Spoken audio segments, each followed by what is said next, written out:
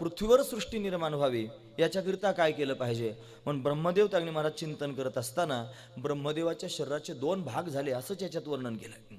त्याच्या 2 भागांपासून त्यांनी महाराज एक स्त्री आणि पुरुषाची जोडी तयार झाली. स्त्री पुरुषाची जोडी तयार झाली. त्या पुरुषाचं नाव ठेवलं मनु, स्वयंभू मनु, आणि जी स्त्री आहे तिचं नाव ठेवलं शतरूपा. मनु आणि शतरूपा दोघे जण प्रत्यक्ष प्रगट झाले आणि ब्रह्मदेवानं दोघांना पाहून त्यांनी महाराज समाधानानं सांगायला सुरुवात केली की तुम्ही पृथ्वीवरती सृजन करा. मग पृथ्वीवर सृजन करण्याचं काम अशा पद्धतीनं त्यांना प्राप्त झालं. त्यांनी ते सहर्ष स्वीकारलं. मग या मनु आणि शतरूपेला 3 मुली झाल्या. आकुती, प्रसूती आणि देवहूती 2 मुलं झाली. एकाचं नाव आहे उत्तानपाद आणि दुसऱ्याचं नाव आहे प्रियव्रत, अशी 2 मुलं आहेत.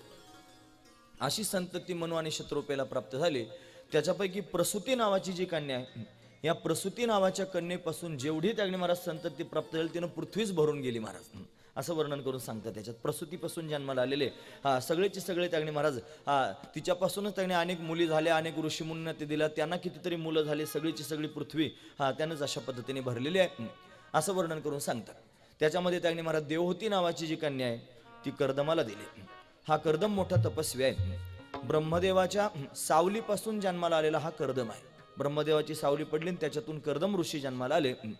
कर्दमानं त्यांनी ब्रह्मदेवाला विचारलं मला काय आज्ञा आहे. त्याने सांगितलं तुम्ही सृष्टीचं सृजन करा. मग कर्दमानं तपश्चर्या केली महाराज, भयंकर असणारी तपश्चर्या केली. अन्न पाणी वर्ज करून त्यांनी 1000 वर्षापर्यंत तपश्चर्या करत राहिले. ही तपश्चर्या करून भगवान प्रत्यक्ष प्रगट झाले. भगवान विष्णू प्रगट झाले कर्दमाच्या समोर आणि विचारलं कर्दमा तुला काय पाहिजे सांग. म्हणे काय नाही, माझ्या बापानं मला आज्ञा दिलेली आहे की तुम्ही सृजन करा सृष्टीचं म्हणून मला आता सृष्टीचं सृजन करायचं म्हणजे मला प्रपंच वाढवायचा आहे. एवढी क्षीण अवस्था कर्दमाची पाहिली आणि भगवान त्यांनी व्याकुळ झाले महाराज. त्याची ती अवस्था पाहून भगवंताच्या नेत्रांमधून अश्रुधारा वाहू लागल्या. भक्ता करता माझा भक्त एवढे कष्ट सहन करतोय, माझा भक्त एवढ्या कठोर तपश्चर्येतून प्रवाहित होतोय म्हणून त्यांनी दुःखी झाले. भगवान रडू लागले. देवाच्या नेत्रांमधून अश्रुबिंदू पडले. त्या अश्रुबिंदूंपासून एक सरोवर तयार झालं. त्याचं नाव आहे बिंदुसर नावाचं तीर्थ, जे गुजरात प्रांतामध्ये आहे. बिंदुसर तीर्थच आहे. भगवंताच्या नेत्रांमधून अश्रुधारा वाहू लागल्या आणि मग तिथे त्यांनी महाराज सांगितलं मला सृजन करायला सांगितलंय. मग माझ्या मनासारखी पत्नी मला प्राप्त व्हावी अशी माझी इच्छा आहे, मनासारखी पत्नी व्हावी. आणि मग दुसरा मुद्दा त्यांनी सांगितला की तुम्ही स्वतः माझ्या घरी अवतार धारण करून यावं, हे त्यांनी सांगून टाकलं. मग भगवंतानं तथास्तु म्हणून तथासचाहम परिवोढ कामहा समानशीलाम गृहमेध धेनुम, हे त्यांनी वर्णन आहे. माझ्यासारखी समानशीलवान असणारी पत्नी मला प्राप्त व्हावी. आशीर्वाद भगवंतानं दिला. भगवान निघून गेले आणि मग त्या जाता जाता सांगून गेले की आजपासून 3ऱ्या दिवशी मनु आणि शतरूपा त्यांची कन्या देवहूती घेऊन तुझ्याकडे येतील आणि मग तिचा तू त्यांनी स्वीकार कर. असंच झालं. मनु आणि शतरूपेला झालेल्या ज्या मुली आहेत त्याच्यापैकी देवहूती नावाची जी कन्या, त्या देवहूतीला त्यांनी महाराज तू कर्दमाला देऊन टाक हे भगवंतानं स्वप्नात जाऊन सांगितलं या मनुला, स्वयंभू मनुला. मग स्वयंभू मनु त्यांनी आपल्या मुलीला आपल्या बरोबर घेऊन रथात बसून त्यांनी आला कर्दमाच्या घरी. कर्दमाच्या आश्रमामध्ये स्वागत केलं कर्दमानं. तिघांना बसण्याकरिता आसन दिलं महाराज. मनु आणि शतरूपेला आणि देवहूतीला पण बसायला आसन घातलं. पण देवहूती त्यांनी महाराज आसनावर बस. ही कथा आपण भागवतात ऐकत असतो, भागवतात आलेली कथा आहे. याच्यामध्ये फार संक्षिप्त रूपानं आलेली, भागवतात हे संक्षिप्तच आहे पण बुवा लोकांचं कामच असतं महाराज ते असं त्यांनी महाराज विस्तारानं सांगणं, त्याच्यात वेगवेगळे त्यांनी जमा करून त्यांनी सांगणं गरजेचंच आहे महाराज ते सांगणं. नाही तर मी तुम्हाला एवढं सांगू शकलो असतो की कर्दमाला देवहूती दिली आणि तिच्यापासून 9 मुली झाल्या आणि मग त्यांनी कपिल भगवान जन्माला आले झालं. एवढं सांगूनही पुढे जाता येत होतं, पण भगवंताचं प्राकट्य तिच्या घरी झालं म्हणून त्यांनी ते सांगणं अतिशय गरजेचं आहे. भगवान लीला करेना, अनेक लीला करतोय म्हणून तर त्यांनी महाराज तिथे गेल्यानंतर 3 आसनं बसायला दिले. ही देवहूती मात्र आसनावर बसली नाही महाराज. तिनं आसन पाहिलं आणि आसनाला पाहून विचार करायला लागले की यांनी आसन घातलंय. कोण आहेत हे? यांच्याबरोबर माझं लग्न करायचंय, हे माझे पती होणार आहेत. आणि त्यांनी आसन घातलं आणि त्याच्यावर मी कशी काय बसू, कारण आता हे पती होणार आहेत आणि त्यांच्याकडून सेवा करून घेतल्यासारखं होईल. मग आता काय करू, नाही जर बसले तर त्यांचा अपमान होईल. दोन्हीकडूनही संकट पडलं. मग तिनं काय केलं, आसनाला स्पर्श केला, नमस्कार केला आणि आसनाच्या बाजूला बसली. हे कर्दमानं पाहिलं महाराज. मग विचार केला की अशीच पत्नी आपल्याला पाहिजे. म्हणजे पत्नी जर त्या मनासारखी असेल तर प्रपंच चांगला होऊ शकतो, हे लक्षात घेण्यासारखंच आहे. प्रपंचात राहून परमार्थ कसा करावा असा प्रश्न एकदा कबीर महाराजांना विचारला होता एका साधकानं. तो म्हणला तुम्ही गृहस्थाश्रमी आहात, प्रपंचात त्यांनी राहता, तरी तुमचा परमार्थ एवढा मोठा आहे, आणि कसं काय तुम्ही प्रपंच करता आणि परमार्थही कसा काय तुम्हाला साधतो सांगा. ते म्हणले चल माझ्याबरोबर. घरी नेलं आणि घरी नेल्यानंतर दुपारचे 12 वाजले होते आणि 12 वाजता बाहेरूनच हाक मारली. त्यांच्याकडे ती सूत विणायची होती ना, ती कबीराच्या मागे शेले विणायचं काम होतं ना, मला सूतगिरण होती आणि त्याच्यात धागे वावे लागायचे सुईमध्ये. 12 वाजता दुपारी बायकोला हाक मारली आणि तिला म्हणले अगं ऐकलंस का, जरा दिवा पेटून आण बरं. दिवा चिमणी पेटून आण म्हणून सांगितलं. 12 वाजता सांगितलं, दिवस होता, दिवसा 12 वाजता असं त्यांनी सांगितल्यानंतर काहीच न बोलता बाईनं निमूटपणे त्यांनी महाराज दिवा पेटवला आणि बाहेर घेऊन आले, कबीर महाराजांच्या समोर ठेवला आणि घरात निघून गेले. कबीर महाराजांनी तो दिवा पेटवलेला पाहिला. काहीच काम नव्हतं महाराज, फक्त पेटून आणायला सांगितलं होतं. तो आणला आणि तो त्यांनी विजूनही टाकला कबीर महाराजांनी आणि बराच वेळ बसले. तो पाहुणाही त्यांनी विचारपूस करायला आला होता ना, प्रपंचात राहून परमार्थ कसा करावा. तो बराच वेळ बसला. म्हणे सांगा ना महाराज, कसं काय प्रपंचात राहून परमार्थ करायचा. ते म्हणले किती वेळ झाला सांगून.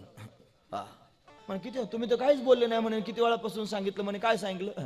म्हणे सांगितलं म्हणजे प्रत्यक्ष क्रियाच करून दाखवली. म्हणे कसं काय, तुमच्या समोर मी माझ्या बायकोला हाक मारली, तिला दिवा पेटून आण म्हणून सांगितलं आणि दुपारी 12 वाजता दिवस असताना, एवढं दिसत असताना दिवा तिनं पेटून सुद्धा आणला आणि माझ्या समोर ठेवला आणि एक शब्द सुद्धा बोलली नाही.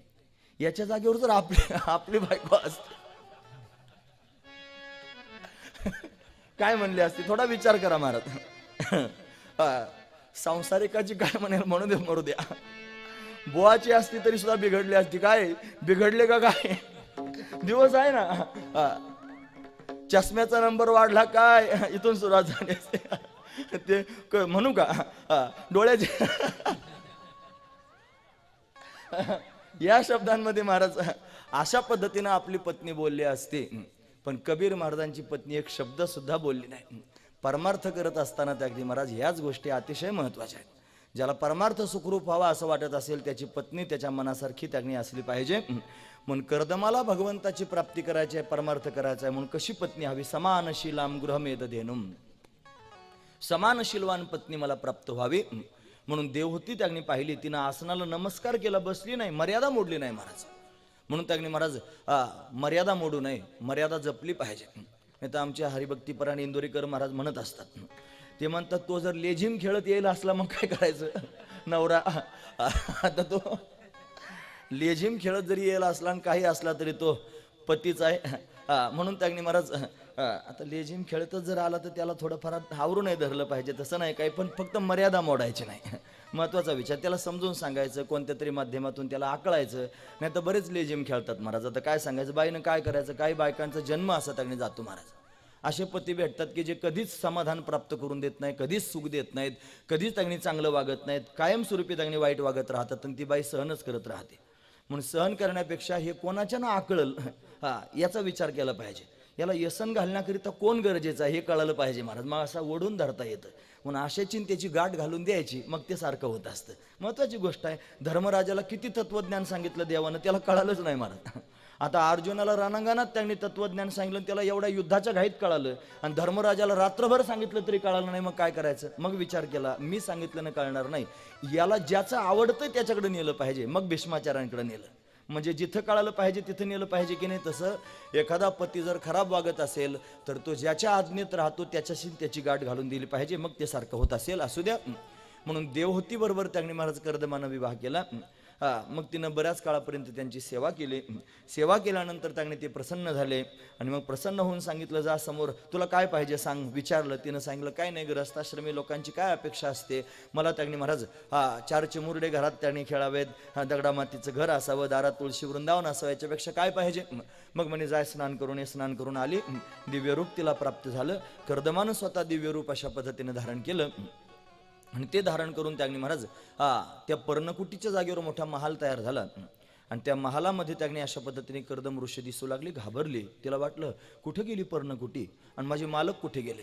मग कर्दमानं खरं सांगितलं, म्हणे बघ मीच आहे तुझा पती, मीच हे सगळं तयार केलेलं आहे आणि मग त्यांनी एक दिव्य विमान तयार केलं. विमानामध्ये त्यांनी विहार केला. विहार करत असताना 9 कन्या त्यांना प्राप्त झाल्या. घरी आले, परत वनात जायला निघाले. मग तिनं परत थांबवलं, म्हणे मुलगा झाल्याशिवाय जाता यायचं नाही. मग त्यांनी थांबून त्यांना एक दिव्य असणारा पुत्र प्राप्त झाला. त्याचं नाव आहे कपिल. म्हणून त्यांनी महाराज भगवान त्यांनी अवतार धारण करून आले प्रत्यक्ष कर्दमाच्या घरी.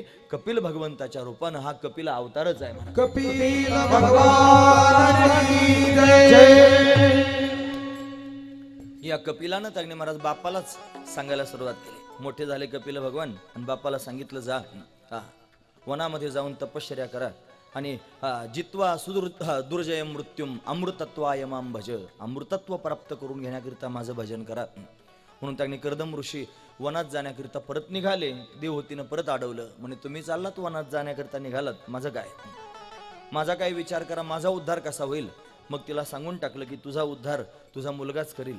म्हणून ठराविक त्यांनी प्रसन्न असणारी वेळ पाहून तुझ्या मुलाला तत्वज्ञान विचार, तो तुला तत्वज्ञान सांगेन. आणि मग त्यांनी महाराज अशा पद्धतीनं ठराविक वेळ पाहून देवहूतीनं कपिलाला विचारलं, मला तत्वज्ञान सांग. कपिल भगवान म्हणले, आई तू माझी आई आहेस, तुला कसं ज्ञान सांगू. मग आईनं पवित्र बदलला आणि हात उंच करून आज्ञा दिली, कपिला मी तुझी आई, तुला आज्ञा देते, मला तत्वज्ञान सांग. मग आईची आज्ञा शिरोधार्य समजून कपिल भगवंतानं आईला तत्वज्ञान सांगितलं आणि आईचा उद्धार झाला. म्हणून तर त्यांनी महाराज मातृगया नावाचं स्थान तयार झालं. त्या स्थानाचं खरं नाव आहे सिद्धपूर, पण या सिद्धपुरामध्ये आईचा उद्धार केला म्हणून तर त्यांनी महाराज त्या स्थानाला नवीन नाव प्राप्त झालं मातृगया. म्हणून आईचा उद्धार व्हावा म्हणून पिंडदान करण्याकरिता लोक मातृगयेमध्ये आवर्जून जातात. अशी मातृगया त्यांनी पाहायला मिळाली. ब्रह्मदेवानं अशा पद्धतीने सृजन करायला सुरुवात केली. देवहूती नावाची कन्या कर्दमाला दिली असा वृत्तांत याच्यात आहे. याच्यानंतर दुसरी असणारी कन्या आकुती नावाची जी कन्या ती रुची नावाच्या प्रजापतीला दिली. ही त्यांनी पुत्रिका धर्मानं दिली. आपण 10:30 बरोबर थांबणार आहोत. पुत्रिका धर्मानं त्यांनी महाराज ही कन्या देऊन टाकलेली आहे. पुत्रिका धर्म म्हणजे काय हे आपण भागवतात ऐकत असतो. ज्याला सगळ्या मुलीच असतील, मुलगा त्यांनी झालेला नसेल, त्यानं उद्विग्न व्हायचं काय काम नाही महाराज. मुलाची वाट पाहत बसणारे जे लोक आहेत की नाही, खरं पाहिलं तर बारीक विचार त्या लोकांनी केला पाहिजे की कोण जास्त प्रेम देतं. जरा थोडं तराजू लावून पाहिलं पाहिजे कोण प्रेम देणार आहे. मुलगा प्रेम देतो की मुलगी प्रेम देते. आणि जर त्याचा खरंच तपास लावला तर मुलगी जास्त प्रेम देते महाराज, मुलापेक्षा जास्त प्रेममय असते मुलगी. मग मुलगी काय ती सुद्धा त्यांनी उद्धार करणारीच आहे महाराज. पण तरी सुद्धा माणसाला वाटतं मुलगा झाला पाहिजे. आता मुली पण संपत्तीत वाटा मागतात ना महाराज. आता आम्ही गेलतो ना काकडीला तुमच्या, तिथं आम्हाला सगळं त्याकडे कळालं. म्हणजे त्या जमिनीला त्या विमानतळामुळे एवढा भाव वाढला की लोकांना असं वाटायला लागलं काय काय आता पोटात घालून घेऊ. म्हणून त्यांनी महाराज भावांबरोबर वैर केलं बहिणींनी आणि अक्षरशः त्यांनी महाराज त्याच्यात वाटा मागण्याकरिता आल्यान वाटा घेऊन गेल्या. त्याचा परिणाम काय झाला, परत दारात उभा राहायला जागा राहिली नाही, परत आई बापन भाऊ म्हणायला जागा राहिली नाही. हा महत्वाचा विचार आहे. आता जगच बिघडलं, त्याला कोणाला चांगलं म्हणावं हा प्रश्नच आहे. त्यापेक्षा सगळेच चांगले, आपली नजर चांगली करून घ्यावी, सगळ्यालाच चांगलं म्हणा, कशाला कोणाला वाईट म्हणत बसायचं. पण वस्तुस्थिती अशीच आहे, कलीचा प्रभावच आहे महाराज. म्हणून कलियुगाने हे सगळं घडत आहे, माणसाची बुद्धी भ्रष्ट होऊन जाते. हे कलियुग आहे ना, 2 गोष्टीतून घुसत असतं, जोरो और जायदाद. जोरू म्हणजे त्यांनी महाराज पत्नी किंवा स्त्री आणि जायदाद म्हणजे संपत्ती. याच्यातून कलीचा त्यांनी प्रवेश होत असतो. असू द्या, पुत्रिका धर्मानं विवाह त्यांनी झाला. पुत्रिका धर्म म्हणजे त्यांनी तुमची जी कन्या आहे ना, ती कन्या त्यांनी जावयाला देत असताना त्याच्याकडून वचन घ्यायचं, जावई बापू माझी मुलगी तुम्हाला देतो, पण तुम्ही त्यांनी तुम्हाला झालेला पहिला मुलगा मला दिला पाहिजे तर माझी मुलगी तुम्हाला देतो. याला पुत्रिका धर्म म्हणतात. म्हणून त्यांनी महाराज आकुती नावाची कन्या रुची नावाच्या प्रजापतीला दिली. आणि ती देत असताना पुन्हा त्यांनी महाराज एक पण होतात, ते देताना सुद्धा श्वेतकर्ण घोडे आणायचे होते.